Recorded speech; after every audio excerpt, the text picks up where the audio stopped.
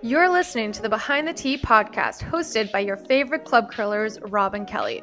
The show where we share our thoughts on what's happening in the curling world with the internet. But let's be real, we end up talking about football half the time anyways. It's not just a rock. It's 42 pounds of polished granite with a beveled underbelly and a handle a human being can hold. Okay, so in and of itself, it looks as if it has no practical purpose, but it's a repository of possibility. Stop laughing. And when it's handled just right, it exacts a kind of poetry, as close to poetry as I ever want to get. Look at Kelly crying from these beautiful poetic verses. I mean, I haven't heard anything as beautiful as this. It's quite something. I hope whoever wrote the screenplay for this won an Oscar. I would love to take credit for it, but if you have not figured this out, that is one of the lines that we both scrawled down when we watched the greatest curling movie of all time. Also, probably the worst curling movie of all time because it's the only movie, only curling movie of all time. Exactly. This is from Men with Brooms. 2002 cult classic, Canadian cult classic. Which, okay, to be fair, I remember watching this movie when it came out and a little traumatized, a little offended. It was not that great when it came out because I think we were all expecting a movie about curling and it to be accurate. And this movie is far from it. But 10 years later, watching it again. 10 years? More like 20 years. Yeah, sorry. Watching this 20 years later, I have to say I highly enjoyed this movie again. I have to say, me too. So this will be a very different podcast. Normally we talk about whatever's going on in the curling world, but today we're going to channel our inner Siskel and Ebert. There's a 90s throwback for you.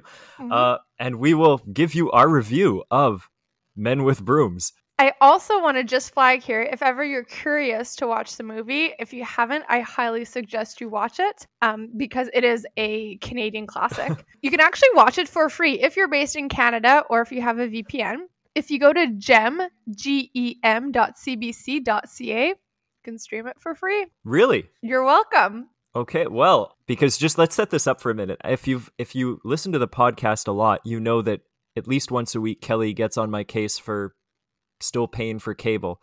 But joke's on you, Kelly, because cable finally paid off for me over the summer. I remember letting you know that I was channel surfing and I had this movie channel that was, for whatever reason, showing Men with Brooms.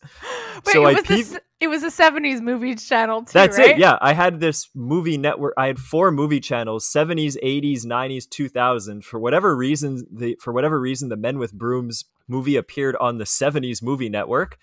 Explain that one to me. But I PVR'd it, and that way we could watch it. And I PVR'd it back in July or something. And we finally decided to get around to checking it out. And I kind of agree with you. Like, I thought it was really stupid, and it shattered our innocence a little bit when we were 12 years old and saw it, perhaps. But looking back on it now, I have a lot better things to say about it than I thought I would. I think it's mostly because the second time we watched this movie, our perception of it was really not great. So like the bar was set really low. And there was a lot of things that I forgot about the movie, and I kind of went into it expecting it to be like super cheesy, really not accurate, and it was not, and it met all my expectations and more. I do want to say though, like, as much as we love it, I just want to give you the scores of the movie on Rotten Tomatoes because that's a very good measure to see how very reliable. Yes. Yeah. So Rotten Tomatoes gave it a 57%. Okay. Which more than I expected. But what surprised me even more is that apparently on Amazon.ca it scored a 4.5 out of 5. Really? Yeah. Okay. So this must be a whole bunch of people, I guess, ordering it from Amazon Prime, watching it for the second time 20 years later, because Amazon wasn't really a thing back in 2002, and probably had the same sentiments as we do. Yeah, like that in hindsight, it's not as bad as we said it was. It's great. It's like it's a good comedy. According to Wikipedia, they title this a rom-com, which it kind of is, but it's more of a sarcastic comedy with a lot of great one-liners, which we'll go through. Yes, so when we watched this, we both sat there with a clipboard and paper, and we wrote down several pages of notes of things that we wanted to air out today. Also, we wanted to do this like the day after we watched it, and then life got in the way and we were busy. And so we may have forgotten a few things. It's now like over a week later, but here it goes. So do you want to start off with the beginning and basically set the scene for this movie? Because the first scene was quite something. I think so. And I think I might even predate or go ahead of the first scene. So, Kelly, when movies open and you see like Tom Hanks, Tom Cruise. Yeah, like the credits. And they list the major actors. So this is no exception. Paul Gross, Leslie Nielsen. And after that, did you know anybody? No. I had to IMDb every actor after I had we watched to the IMDb movie. All of them. I recognized one guy from the Red Green Show. Okay. But other than that, I had never heard of any of them except for Paul Gross and Leslie Nielsen. Paul Gross from the other Canadian gem of a TV show, Due South. That's right. Another 90s throwback. Yeah. I remember watching that show back in the 90s, but I remember absolutely nothing that happened in that show. I remember his dog. He had a dog named Diefenbaker, right? Yes. What a great name for a dog. Anyways, yes. Beavers, you tell the story. Okay, so the movie starts off with bagpipe playing in the background because bagpipes are very Canadian, but are also very associated with curling. So I don't know if there's a little cultural appropriation happening there. But anyway, so you have this guy playing the bagpipes, and you have a beautiful landscape of the Canadian wilderness, or more specifically, I guess they're based in Northern Ontario, right? I think so. It's a fictional town. It's a fictional town. Probably Sudbury area. Anyways, and then you have these beavers that appear all over the place. And let me tell you, the CGI technology back in the early 2000s was something. And then the first shot is of a daughter and her elderly father in a boat fishing. They catch something and they're reeling it in, and it's a curling stone. And apparently this curling stone is part of a legend where no one knows why the curling stone was at the bottom of a lake. And then they pull this curling stone up, and then the father has a heart attack and dies on the boat. I believe you mean to say that he goes to the great bonspiel in the sky. Exactly. To quote the movie. Yes, pardon me. So essentially this whole scene sets up the premise of the movie, whereas the father who died wants his ashes buried in the curling rock, which I didn't know was possible, but apparently yes. And he wants to bring the whole curling team together, because before, Paul Gross used to be the skip of a curling team, and I guess they're very successful, but for reasons we'll find out later, the team disbanded due to a very controversial issue. And the father, well, it wasn't his father, but this old man dying was to bring the team together, and it was his final wish for them to curl in a bonspiel. Right. Last time. And win the golden broom. That's right. Win the golden broom. Yeah. Pretty much the Hollywood equivalent of the Briar, I would say. Pretty much. And feel free to cut me off here if I'm jumping forward too much. But then I think we meet the members of Paul Gross's age-old curling team. Uh-huh. They start with the lead, who runs a funeral home. And I wrote it in my notes here that the movie trope here of the loser husband and the uptight wife. Trapped in a loveless marriage, and the wife who's just so embarrassed by him and just keeps ripping on him. And, oh, I hate you. My life could have been so much better. By the way, pass the beats. And he passes the beats down the table, and it stops perfectly in front of her, perfect draw weight. Because that's what leads do, Yeah, I just want to preface this that in this movie, they tried to put in a curling innuendo wherever they could. Yes. This movie is just filled with it, which is great. And then you have your second, who's the takeout artist. Right. That's how they call them. And the second was it the guy who had a messed up life? No, the second is the guy who's trying to get his wife pregnant. Right. Okay. So throughout this movie, Again, okay, Yeah. so we watched this movie when we were 12, and let me tell you, it is not rated PG. So the second and his wife, their whole thing is that they're trying to get pregnant, and so she, throughout the movie, keeps measuring when she's ovulating, and then every time she comes in, she's like, I'm ovulating, and he has to stop, and they go do the thing. Here's something we should have said at the beginning, by the way. This podcast is rated PG-13 for viewer discretion or listener discretion is advised. And then we have the third, right? Who he's the one who's been involved in a lot of shady transactions. I guess that's the G-rated way we can put it. Yep. And then you have Paul Gross as the Skip. And I think for whatever reason, we meet the third in a motel room, right? Yeah. And yes. But I like what I wrote here, and it's that there's some kind of business dispute, as the third puts it, occurring in this motel room where somebody comes and beats the crap out of him. Yeah. And picks him up and shoves his head through the wall of the motel room. And this is the kind of thing that I enjoyed about watching this, is that you pointed this out. We rewound it and watched it again. But when the guy who's beating him up walks through the drywall, it tears away in a perfect rectangle. Well, even before that, you could already see the outline of the drywall. Yeah, that's it. There was a little fault line, where it was going to give way when he walked through. And then he pushes the guy completely through the drywall, and it's just like a perfect cut. Just a perfect rectangle in the wall. It was great. The production budget was really exactly. Was really high on this one. We're gonna make similar comments about every rock that was thrown in this movie. Oh my god! Should we talk about all the curling scenes? I think so. Yeah. I'm just looking at my notes. I'm trying to go in chronological order here. I don't know if I've skipped over anything, but I have it here that they're driving somewhere after they've reunited, and they're driving with the curling rock on the roof of their car. Yeah.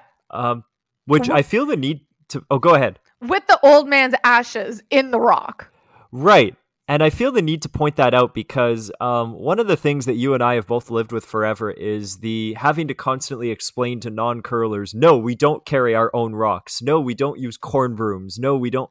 There's so many things that people assume about curlers, and just seeing the rock sliding along the roof rack of the car made me think, well, that's why one of the reasons people are going to believe it. Mm-hmm. And just this isn't so much about curling, this is so much about, okay, who are we kidding? The guy involved in the business dispute, as we're calling it, at this point they've knocked him unconscious, I believe, with a curling rock to the head. Yep. And they've stuffed him in the trunk. And they get pulled over by the police. And this guy is regaining consciousness in the trunk. And the police officer seems totally fine with this. Well, I think at one point, Paul Gross slugs him. Yeah. Go ahead, sir. One thing I noticed, and this is probably just a small town thing, but the cop pulls them over, and then all four guys just get out of the car. That is true. And form a line to block the trunk. Car. Yeah. While Paul Gross goes and punches him. Exactly. I don't remember what they were talking about, curling or something. And I think she asked them about curling. Yeah, she's like, "Are you guys off to the curling club?" Do you think that we could talk our way out of a speeding ticket with curling? I don't think so, especially not where we live. No, exactly. This is a very quick aside, but when you have to take your curling shoes through airport security? Mm-hmm. And carry on, I remember always having to explain to the person why one shoe weighs so much more than the other. It's really suspicious if you've never seen a curling shoe before. I thankfully have not had that problem to date. Okay, so or go ahead. Do you have anything? I was just gonna jump to the two love interests in this movie. Oh, go for it. The old man who died had two daughters. One of them was, I guess, married to Paul Gross, or his character. I believe, they divorced, or no. No, I believe he abandoned her at the altar. He left her at the altar.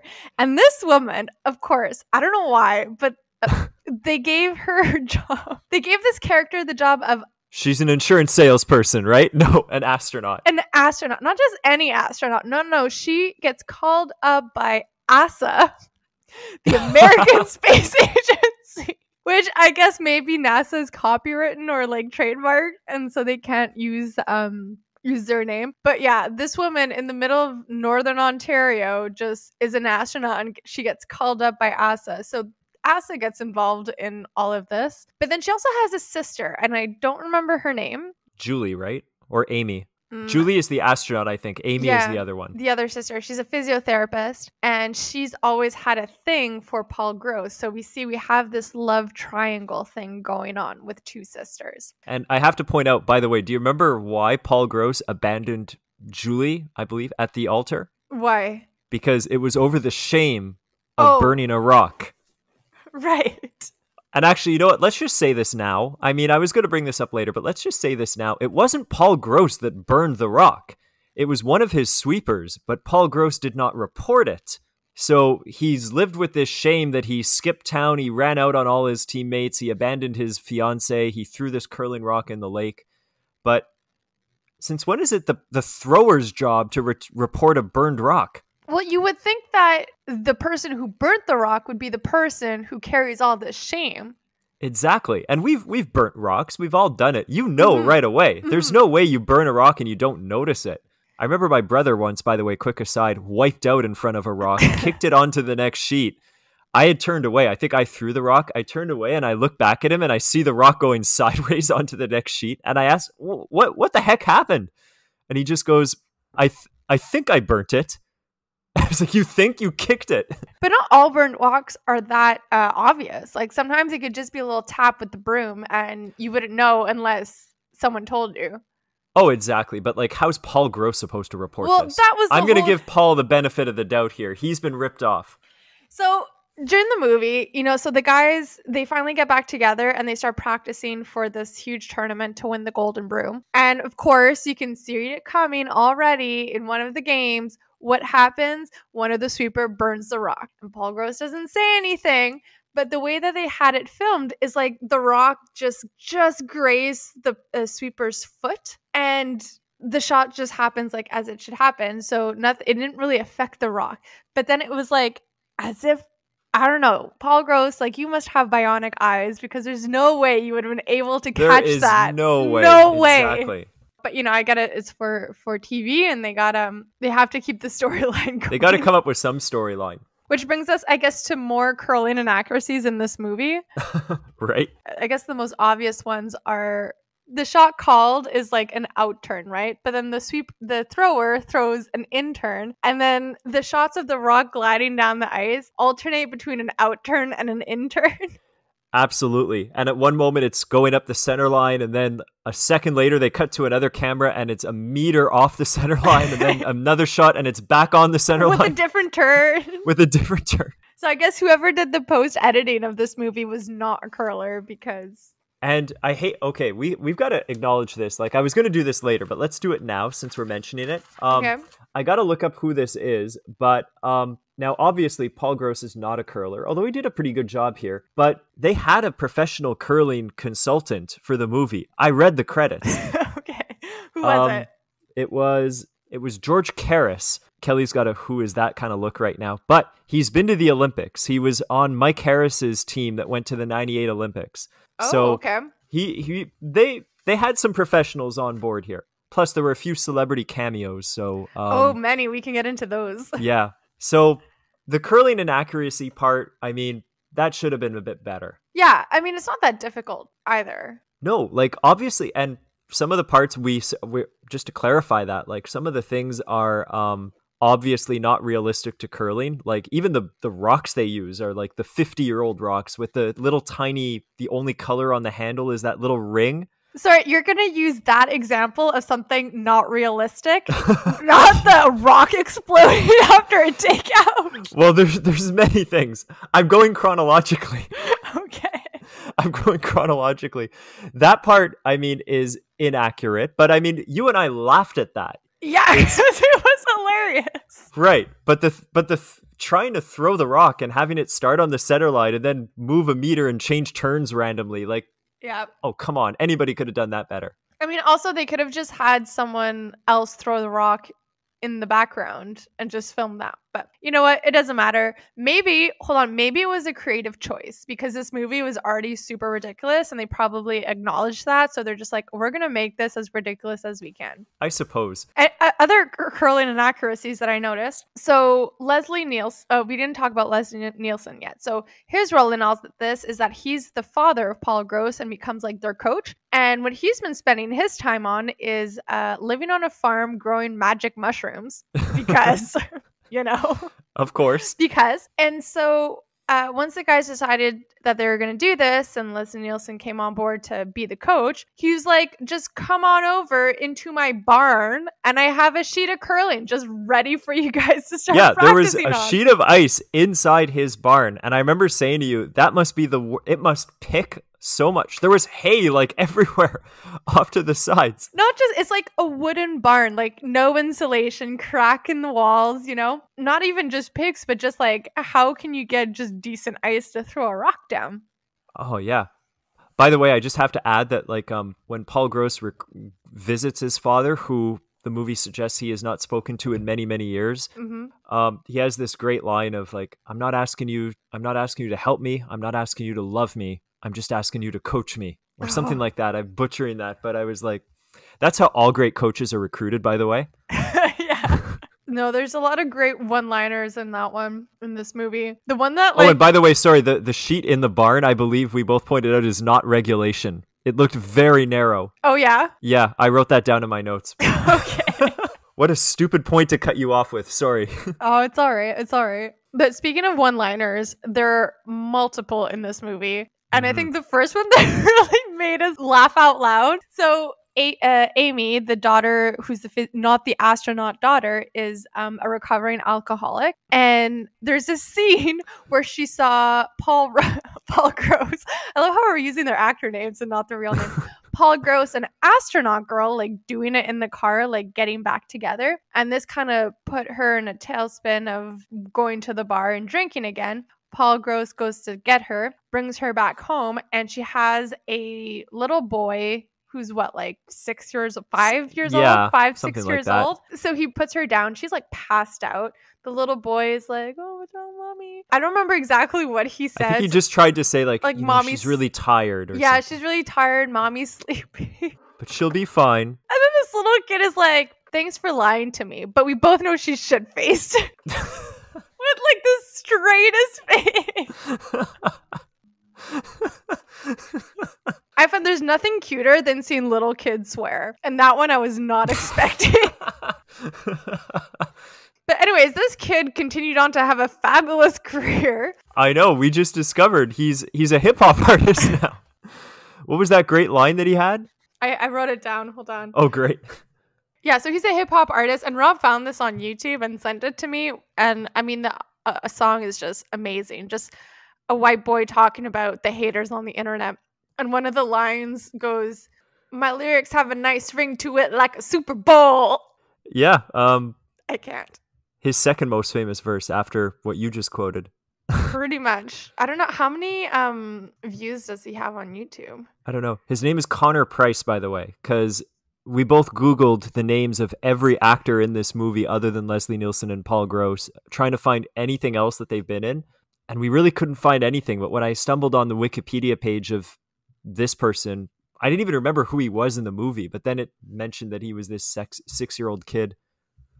Yeah, so his name is Connor Price, or goes by Cordae, Cordae. And this song is super. He only has 6,000 views on YouTube, so go give him some love. Okay, yeah. It's a race between us and Cordae for the most viewers. So then there's another great line that made us laugh. And this is kind of at the end where Astronaut Girl gets called by Asa, who also making it like these guys, these top sergeants, or I don't know what you would call like top military officials who work for the American Space Agency, fly up to Northern Ontario to come get this girl. And then they end up watching curling and like loving it. But anyways, near the end of the movie when spoiler alert, they win. Of course. It's a sports movie. I mean, what else would happen? Yeah, Paula Gross is downstairs in the locker room and she comes down to like say goodbye, and they're all like, good luck with life and stuff like that. I'm going up into space. And then Paul Gross is like, okay, I'll see you when you come back. Unless that O-ring blows.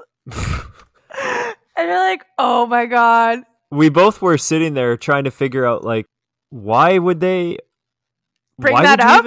Yes. Who does that? And honestly, like, in terms of the writers here, what were they going for?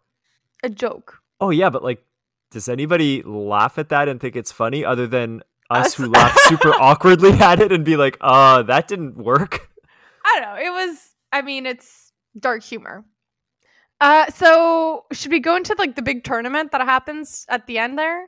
Yeah. So Kelly and I just had a long conversation about awkward things in this movie that she probably has just cut. So to rejoin the conversation here, by the way, can I just add that another curling inaccuracy that you pointed out? Yeah. When they first meet up and they are discussing the idea of curling together again, they go to a curling club.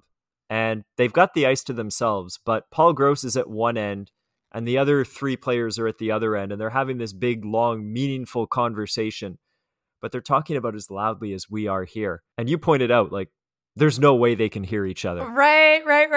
They're at opposite ends of a curling sheet. It is scientifically impossible to hear. I barely hear you when we're curling and you're right next to me. I've also been in a curling club alone with someone else in the dark. Like, we're the only two people and we were standing at opposite ends of the curling sheet and we still could barely hear each other. Exactly. It's impossible. No, we should have probably kept track of all the curling inaccuracies and just like tallied them up at the end. I think I did a bunch. Like, I haven't counted, but I've written down every inaccuracy that I can think of. There was another one briefly. Their first, when they decide to go for this, they enter this little local tournament and they play a team where I would say the average age is 80 to 85. The guy on his walker. Yeah, there was a guy curling with a walker, and that I've never seen before. And I believe he threw with a stick. I imagine so. But there was one guy who was still getting down in the hack and throwing it. But by throwing it, I mean he took a step. He didn't slide. He took a step and just heaved the rock. And and again, the term heave is used very generously here. More like he gives it draw weight plus maybe a couple of feet. And of course, because the shots, the way they're filmed, are not really believable, he makes a raised quadruple takeout or something like that. Because those are easy shots to make, especially at that age. With just draw weight, pretty much. Mm-hmm. I guess the ice was just incredibly fast in that game. We'll give them the benefit of the doubt. We'll give them benefit of the doubt. In 2002, the ice was super fast. There was a great line, though, in one of the games I wrote down. So you know how in games, some members of the team, especially the front end, may have a tendency to be very vocal, which kind of slows down the game, may throw the skip off. You know, we've had these discussions. You're telling me there was a Grand Slam this weekend and I watched a little bit of Kevin Cooey, quick aside. Yeah. Oh boy.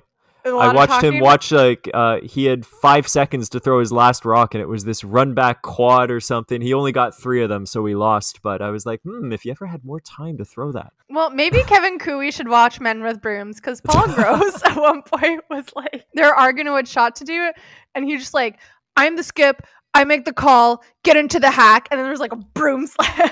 We need more aggression like that in curling. Skips need to be assertive like that. Like, that was one thing I'll definitely give the movie. Mm-hmm. You see, if Kevin Cooey took that attitude, he would not be running out of time at the end of the game. That's right. Ben Hebert, stop it.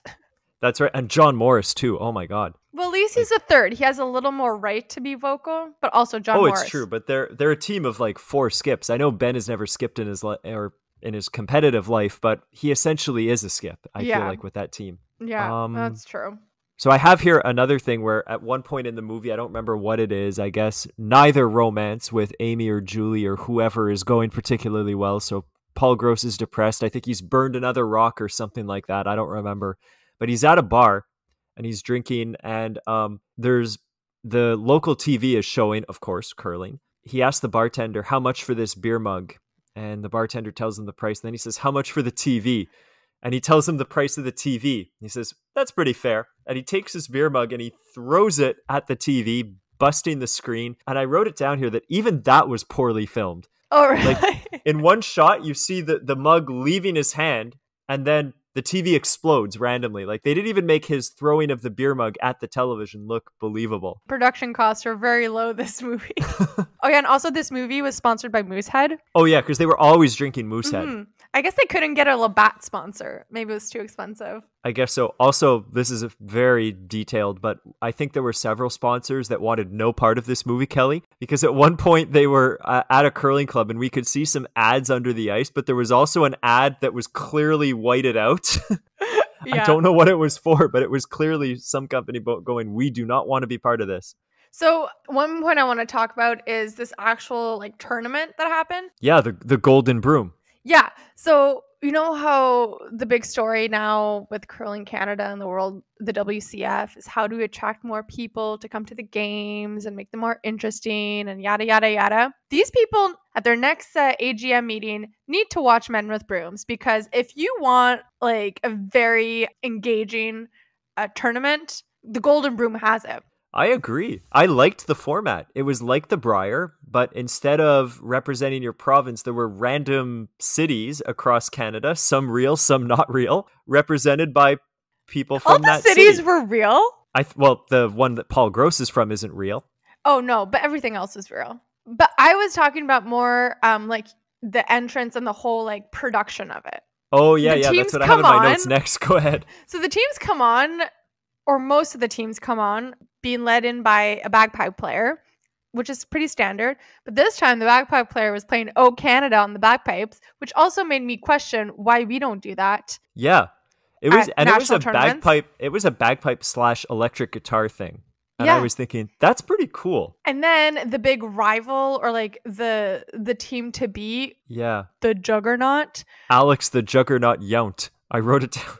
The major antagonist of the movie. And he looks like he's like fresh off the plane from Sweden. And their team, they're all dressed in these like holographic tracksuits, which are just amazing. Yes, the pants too. And then you have like this electric guitar playing with the fireworks. And then these cheerleaders dressed up a la Dallas Cowboy cheerleaders come on. And the team just gets like brought on with the cheerleaders. And everyone's like, oh my God, that is a show. So maybe we should start bringing our teams out like that, as opposed to. I certainly want to see those. I certainly want to see those jackets. To hell with those provincial crests. Let Team Manitoba walk out in those aluminum foil pants and just see what happens. Wouldn't be the worst fashion choice they've ever made. No. It was definitely eye-catching. That's for sure.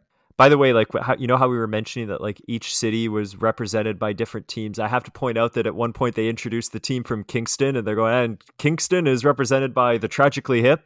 And it was the members of the Tragically Hip. Like, you got to love that part. So the Tragically Hip must be curling fans. They are, yeah. They, they have to appear in this movie. But I mean, they're such like Canadiana that I assume they would have good things to say about curling. I don't know for a fact, but. Right, but there has to be something to like. Not any Canadian will take part in this movie, so they must have some curling connection somewhere. No, the disappointing thing is that in the movie you see them like nod their head when they're introduced, but they never throw a rock. I would have loved to have seen that. Oh, that would have been good. Maybe it's in a blooper somewhere. They must have it on film. So to talk about the last curling inaccuracy that happens in this movie, and it's a pretty big one. So at the end, of course, comes down to Alex the Juggernaut and Paul Gross. And Paul Gross throws his rock, and guess what? The other sweeper burns it. Of course. But this time, unlike last time, he's actually honest about it. And they're like, we burnt the rock. And then the CCA official, who we both flagged that like we recognized his face, we just didn't know who he was. I did find him. You did? Yeah, so did I, but I don't recognize the name. I know, me too. I was like, I've seen this guy. We've IMDb'd him and nothing. And he's played in a whole bunch of movies as like an extra and movies I've seen. So I must have just, seen him throughout my life. But like we're both, is that an actual CCA official that we've seen on curling? Oh, maybe that's why. Yeah, because they were wearing real CCA garb. Yeah, but no, he's like just a total actor from like Ottawa or something. So anyways, Paul Gross has like, admitted that we burnt the rock. And then the CCA official comes out and he's like, no, but man, like, it's okay. Like, because they really want Paul Gross to win over the Juggernaut. The town needs this. That was his line. This is no time for sportsmanship. The town needs this. Because, that would happen. Then the Juggernaut, being the good sportsman that he is, he's just like, throw the rock again. But I hate to cut you off here, but we got to back up a little bit for a second. Okay. Because we're in an extra end right now. The extra end of the championship game. And in the 10th end of this championship game, Paul Gross makes a ridiculous shot. By the way, there were many times where we paused and we looked at it and said, yeah, that's not there. Or there is a shot there, but they're not playing it. They're playing something that's impossible. Right. But in the 10th end, Paul Gross makes a ridiculous, I don't remember what it is, but he makes a ridiculous shot to tie it and send it to an extra end. The crowd goes wild, but now we're in this big pivotal moment. It's in the extra end. Sorry, go ahead. And by the way, too, the entire town is in this curling club or arena to watch the game. Oh, yeah. Which also never happens, but like the town is obsessed with curling. So anyways, the Juggernaut lets him throw the rock again because he's such a gentleman. And of course, Paul Gross makes it. No burns. And I think the rock explodes as well. The rock explodes, but the biggest chunk lands right on the pin. Right, exactly. That's how you count the score. You go by the biggest chunk. What if there's a dispute, by the way, about the size of chunks? I can't. I don't even want to like entertain this question. So that was pretty much the end of the movie and one of the last scenes. But hold on. I'm sorry to do this, but wait a minute. We're both the biggest part of this. So Paul Gross makes this miraculous shot in the extra end, right? Yeah. He should not have hammer. The Juggernaut should have the last rock. That was a detail that I totally missed. I missed that in 2002, but here we are watching this very closely and writing everything down. He makes a great shot to tie the game in the 10th end. And then he makes another great shot in the 11th. The other guy's got a shot. No. The shot was too good. Actually, maybe there's a rule in the rule book. We'll have to go and see that if you explode a rock during the end, that's the end of the end, and you have to just count score as is. Because you can't remove the debris, and the debris would like impede any other rock movement. So maybe I don't know. there's a disclaimer. I'd be arguing I only have to move 1/20th of the rock. I don't even need full takeout weight here. I want my shot. Also, wasn't that not like a total change in character for the Juggernaut? Like all through the movie, he's made to be like this big jerk, huge ego. And then randomly, he's totally like, go ahead, take the shot again. It's okay that you burnt it. Like even in regular curling, that doesn't happen. Yeah, but maybe he knows he's good, but when he wins, he wants to win fairly, Like he really he didn't beat Paul Gross due to technicality. He beat him because he was better than him, but he wasn't. I guess. But even then at the end, when he does lose and he's like, I've been around the world and curled on every continent and I've never seen a shot like that. I'm totally butchering the quote, but no one says, do you think Jennifer Jones says that after she loses? Oh God, no. But it wouldn't work with the premise of the story because the whole thing comes down to, is he going to admit that they burnt the rock, And you have to find a good time to do that. It made us both laugh, so. Yeah. Oh, this whole movie was absolutely ridiculous. So if you're a curling fan or a very knowledgeable person about curling and you want to watch this movie, just go into it knowing that it's ridiculous. And you should go in with this challenge that we're going to give you, and it's to find all the curling inaccuracies. Yeah, because we did a pretty good job of counting them, but there's definitely more that we did not keep track of. Mm-hmm. By the way, like just some random things that I have down that we should mention. One of my favorite parts is like before Paul Gross throws the big pivotal game-winning shot, he's in the hack and there's dramatic music playing. And I think the lead asks him what he's doing. And he just replies with, I wrote down this quote, "The purity of the heart is to will one thing." And I just wrote that like, that's much better than you got this, trust it. Right. They make curling sound so serious. Like, how people are serious about the NFL playoffs, the Super Bowl and all that stuff, and people are doing bets and all that stuff. Like us. And like this whole town was doing that about curling. It's just so bizarre. It's a bizarre concept. Yeah, they were into it, including the one, like the commentators, which were Paul Savage, legendary curler, and the other guy the only guy in this movie other than Paul Gross and Leslie Nielsen that I've heard of, and it's the guy from the Red Green Show that was the commentator, who's just like going ballistic about every shot. Like, I think Vic goes crazy for some shots. This guy was next level crazy. Okay, can we talk about this guy for a second? The commentator? Yeah. So first of all, TSN should hire this guy as color. Sorry, yes. Vic, but I mean, it's time to get some new blood in there. But throughout the movie, this guy starts off like drinking water, and then he evolves to like drinking coffee. Then he's drinking alcohol, and then like hard liquor. And every game or like every shot they have of him, he just becomes more and more excited and just like, and it's unbelievable, and it's great. Yeah, he was a bit of a homer, but he was, he was an interesting character. This is just one other thing is like, as they progress through the tournament, they decide to switch to using corn brooms, as you do. Because it's going to improve your sweeping, right? Of course, yeah. And the commentator just had this line that I read, I may have gone blind, or have they switched brooms and rocks? Because you're allowed to do that. I don't know even why I bothered to mention that. I had it in my notes somewhere that they randomly busted out corn brooms. Because Rob loves a good corn broom, so. I brought one out to the curling club this week. It was interesting. It was a failure. Okay, well, speak for yourself. No, it's right. I was not able to do it. I'm pretty good with it when I'm standing still, but to move down the ice, forget it. It's okay. You got a whole season to practice with it, so. Mm-hmm. So, by the way, one other thing about the movie, now that we've kind of gotten to the end, so I guess to wrap it up, they win the tournament. Life is good. Paul Gross hooks up with Julie. With Amy. Mm-hmm. You can understand why we're confused. They're sisters. And they actually look quite a lot alike, too, in the movie. Like, it took me a long time to figure, okay, which one? And then, of course, he's with one and then the other, so whatever. Happy ending, I guess. They've fulfilled the wishes of their dead coach. And, yeah, that's pretty much how it wraps up. I have a note here, though, Kelly, that I really liked the music. Oh, the soundtrack is great. Yeah. If the soundtrack were like, I would buy the soundtrack, which like in 2001 or whatever, 2002, I wasn't really into any of this, but like I wrote it down. Like what do we have? We've got the Tragically Hip, first of all, make cameos. By the way, so does Jeff Stoughton. And we think we saw Craig Saville, right? No, we did see Craig Saville. We did see him? Yeah. Okay, we read the credits after and we didn't see his name, but it was definitely pretty Craig sure it was Saville. him.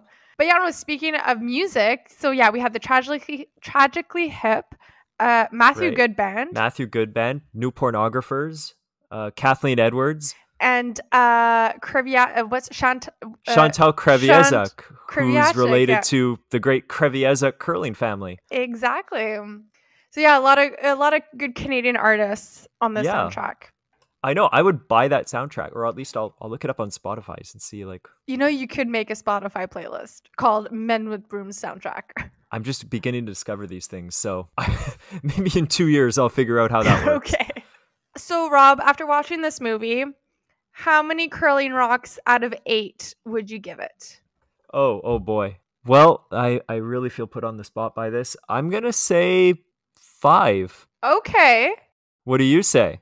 I mean, I would have gone for a solid 7.5. Whoa, that's pretty high. Yeah. Okay, but that's because I was thinking of like I'm going back to the old Gene Siskel, Roger Ebert thing of thumbs up, thumbs down. It's just yes or no. So you're a thumbs up. Yeah. And I was wavering on it. I'm going to go with a marginal thumbs up. But actually, in all honesty, and I don't know if this is a popular thing to say, but if you're not a curler, will you appreciate this movie? No. I think you have That's a good answer. You have to have a certain base level knowledge of curling to truly understand it. But what I think we are saying, though, too, is that I think we all saw this 20 years ago and we all hated it. It's worthy of a revisit. Go back and definitely. Look at it. I think it'll become a bit of a curling cult favorite if a lot of people watch it these days. Yeah, because I think back in 2002, people were actually expecting like an accurate curling movie, and we didn't get that, so people were just disappointed. But now that everyone knows, I'm sure my parents were when they took 12-year-old me to go see it. Oh yeah, make sure there's no children in the room when you watch this movie. It's not child friendly at all. Right. And that reminds me, make sure that if you ever walk into a movie theater and you see either of us, you probably want to turn around and leave because we made so many comments. But I actually kind of enjoyed it. Like I found it, and this is the thing, it was Kelly, entertaining. It was, but here's the hypothetical. What if we had each watched it ourselves and then compared notes? I don't know if we would have enjoyed it as much. I found it kind of fun to like watch it with you and like just take it down and rewind it and be like, oh yeah, the drywall. Because there's things I would have never noticed. Right. So that's why I think you should actually, it'd be a really good curling team bonding experience. Oh, you know how curling teams look to bond? Yep. You shouldn't watch it alone. Get your curling team together, watch it, try to count all the inaccuracies. That's a good idea. Let us know of them. That's a great idea. Our challenge to you is to go watch that movie and just leave a comment on our Instagram page on how you liked it. And one final note here. If you really want a challenge, see if you can stomach your way through the Men with Brooms TV show. Because I don't know much about this, but I remember years ago on CBC, there was something about they were going to make a Men with Brooms sitcom. Mm-hmm. And it must have lasted all of like 4 episodes or something like that before they canceled it. And I would not normally tune in, but I was like, oh, it's a curling sitcom. I have to watch, or I have to try to watch at least. And I remember this vividly. I don't remember any of it, but I remember watching it and not laughing once. Oh, like, I have not seen the show at all. I watched 1 episode and I was like, I'm embarrassed. I'm never watching this again. It was really, really, really bad. But fun fact, like just before we went on air, I found a clip of it on YouTube and there was one scene that made me laugh. Mm-hmm. And the only reason it made me laugh is because I know you. And it just showed clips from this show. And Paul Gross, by the way, makes cameos in this TV show. But otherwise, it's completely not related to the movie other than that it's called Men with Brooms. But they're entering this tournament in this TV show, this meat tournament. And one of the guys says, well, you can have my share because I'm a vegetarian. I don't want, or it cuts to some other guy going, how could you ask a vegetarian to play on our team? And the skip just smiles at him and goes, it's not called a team. It's called a rink, which I felt the need to point out. No one's laughing right now, except Kelly hates when people call curling teams rinks. Who why? Why has this become, like, on TV, they're like, oh, Jones's rink, Holman's rink, blah, blah, blah. But when you talk amongst curlers, they're not like, oh, I got my rink ready for Tuesday Night Ladder. No, it's like, I got my team together. And the way he so smugly said, it's not called a curling team. It's a rink. I was like, I can feel Kelly's blood boiling from here. Oh, I can't. It's one of my biggest pet peeves. I know. I remember the first episode we did was about curling pet peeves, and that was the big one. Go back and listen to it. The only time I ever hear curlers use the term rink is on TV when they're talking about another team.